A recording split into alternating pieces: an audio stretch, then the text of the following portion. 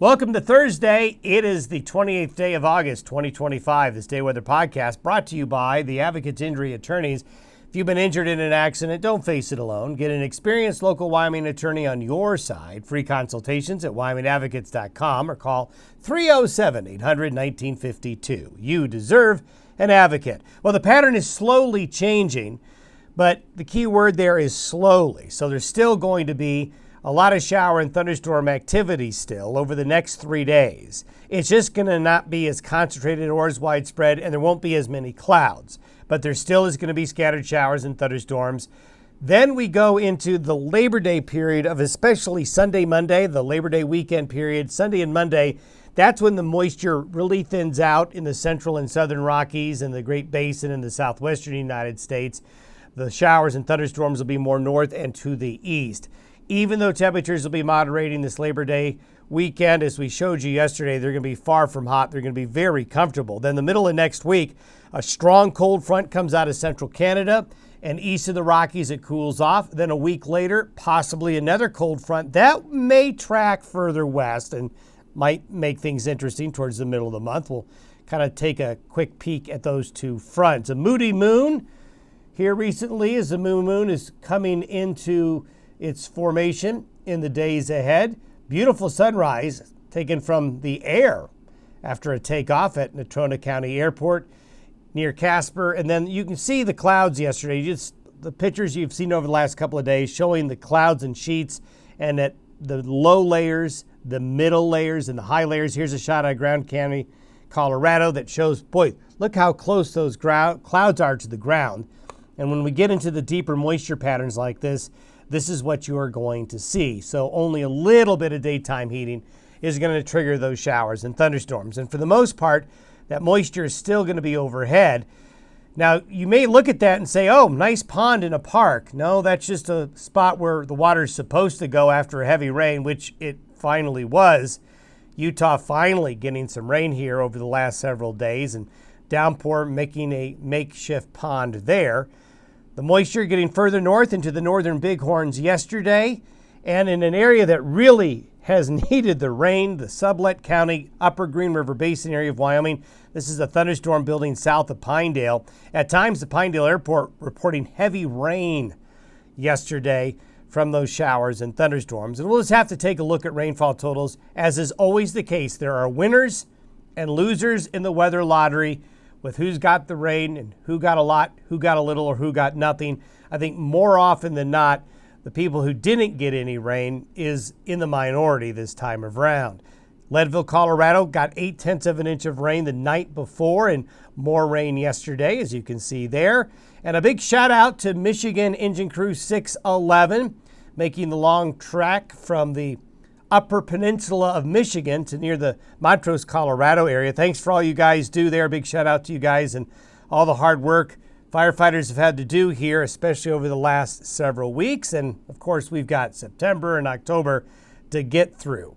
Satellite photos this morning show that axis of moisture that is still showing right here, but making more of a northward shift. You see this right here? There's still a little bit more moisture back here in Mexico and western Arizona, southern California, that will still this weekend cause some showers and thunderstorms to be around down here at times. But this is where the action has been underneath this air mass, and it's slowly drifting more north.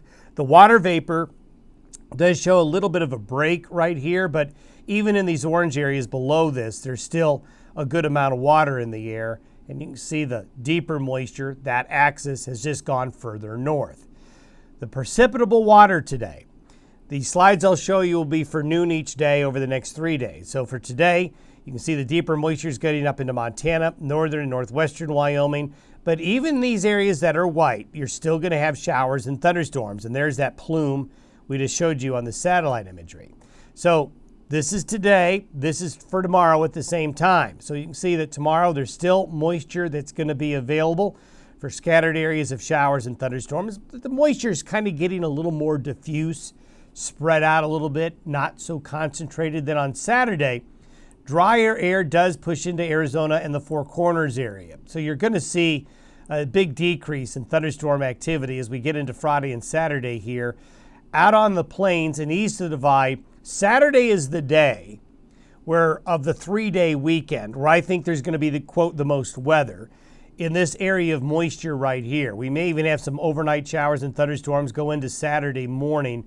So in this area here that I just highlighted, if you're going to be camping, spending time outdoors, you're going to be susceptible Saturday to shower and thunderstorm activity even in the morning. But the drier air, it's not tremendously dry, but it is drier, is pushing its way out of the basin and more to the north and east. And what that means is that as we get into Sunday and Monday, as you can see right there for Sunday, the drier air expands and covers more of the region. You're still going to get isolated showers and thunderstorms over the higher terrain, but the pattern that we've been in here the last few days is definitely getting more diffuse and moving away. And there's Labor Day Monday. So you can see that Sunday and Monday will be the best 2 days for outdoor activities across this region. But enough moisture for a stray shower or thunderstorm, so keep that in mind. The Storm Prediction Center is highlighting these green areas is where the general thunderstorm activity is going to be today. A couple of strong thunderstorms in the central and southern Front Range of Colorado. We'll need to kind of watch out that from about Denver to Colorado Springs to Pueblo to near Trinidad. That's today. This is tomorrow. Just basically the same locations in a more concentrated area of thunderstorm activity in eastern Colorado and western Kansas and northern New Mexico. Then Saturday, more of a generalized scattered shower or thunderstorm pattern. Then that drier air comes in for Sunday and Monday. This is the prediction of precipitation through 6 p.m. Saturday. So you can see the deeper moisture is right here where the showers and thunderstorms are going to be. But notice the green and the blue patches elsewhere where scattered showers and thunderstorms are still going to be a possibility. A little finger of moisture getting into Southern California and Southwest Arizona possibly from that plume we just showed you. But you can see right here where that drier air is, the thunderstorm coverage is going down. Not going away, but certainly going down from where it's been. Temperature-wise, still cooler than average. This is cumulative 5 days from today through noon on Tuesday. These aren't crazy cool, but temperatures are going to be very comfortable. Relative to the 30-year average, it is going to be warmer up into Canada, although that's going to change, as we'll show you in the long term. So let's reach out and take a look at where we're going to be after the Labor Day weekend is over. We're going to see this skinny ridge of high pressure build along the west coast into the Pacific Northwest. So it's been a cool summer, as we know, in the Pacific Northwest and California, but they've had some heat recently because of this pattern shift, and that's going to happen again. So there's going to be plenty of heat coming back into the southwestern United States, Arizona, the Central Valley of California, all the way up to Vancouver, through Seattle and Portland here. But look at this trough digging into the central and eastern United States. So this was going to bring another shot of cool air out of Canada. Follow the wind barbs all the way from down there deep into the central and eastern United States. So as we get into Tuesday, but especially Wednesday through Friday of next week, east of the Rockies, big cool down. West of the Rockies, it's going to be hot. And by Thursday of next week, we see a big low settle up into the northern Great Lakes region. This is, I know it's September, but this is something late September that you would see. This is a really strong system for this time of year. Now, that doesn't mean a freeze, that doesn't mean snow, but it means that September is certainly not going to start off hot for a lot of the nation, except here. That's where the heat's going to be. And you can see the temperature anomaly by noon Wednesday. That's pretty good pool of cold air that's descending into the central United States, and there's the heat that we talked about along the west coast. And that's Thursday, so the cool air spills and spreads out across a lot of the nation east of the Rockies for the second half of next week. So if you're not in the Pacific Northwest or California or the Great Basin, you're going to be experiencing a cool start to September. Here is front number 2 a week later. Now, this is way far out here. This is a 300-hour forecast, so take this with a grain of salt.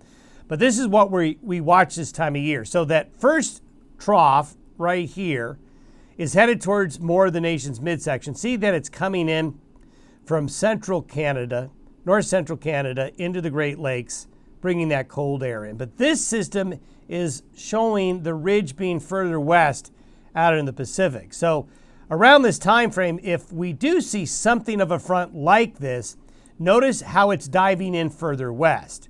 So a further west dive of the cold air is going to be more impactful for the central and northern Rockies, and then coming down here instead of more directed this way. So that'll be a time range around the 9th, 10th, 11th, 12th of September. We'll see whether or not this comes true or not.